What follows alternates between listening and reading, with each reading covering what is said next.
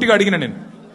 మీరు అంటా ఉన్నారు, పేపర్లు రాస్తూ ఉన్నాయి, కొన్ని యూట్యూబ్ ఛానళ్ళు మరి ఇష్టం వచ్చినట్టు మాట్లాడుతున్నారు.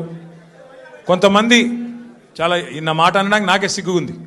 కొంతమంది హీరోయిన్లను వీళ్ళేదో ట్యాప్ చేసి బెదిరించి ఇష్టం వచ్చినట్టుగా వాళ్ళు ఏదైతే అడ్డగోలు వ్యాఖ్యానాలు రాసినారో ఇది వాస్తవమా? వాస్తవం అయితే నా ముందు పెట్టండి, చెప్పండి ఎవరికి అట్లా జరిగింది దయచేసి చెప్పండి అని చెప్పాను. అనగానే అక్కడున్న అధికారి గారు లేదండి అది కరెక్ట్ కాదు, మేము ఆల్రెడీ మీడియాకి చెప్పాం కదా అన్నారు.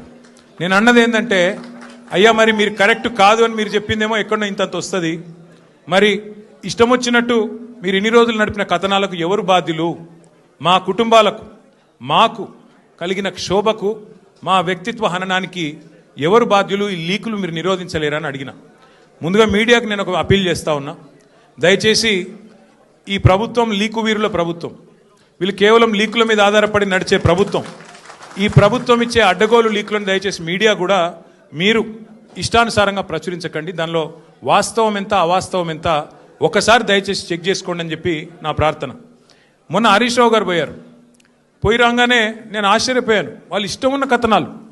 హరీష్ రావు గారికి ఇంటి నుంచి భోజనం వచ్చిందని ఒకరు, హరీష్ రావు గారు ఇట్లా అయ్యారు అట్లా అయ్యారని ఎవరు, ఇంకో 16 ప్రశ్నలు అడిగినారని ఇంకొకరు, తెల్లారి మళ్ళీ పేపర్లలో అదే అండి తెల్లారి పేపర్లలో ఇంకోటి, ఇవాళ నేను అక్కడ ఉన్నప్పుడు కూడా అట్లా చేసింటారు, ఫలానా ఆయన తీసుకొచ్చారు, ఇట్లా చేశారు, ఉక్కిరి బిక్కిరి ఇన్ని ప్రశ్నలు.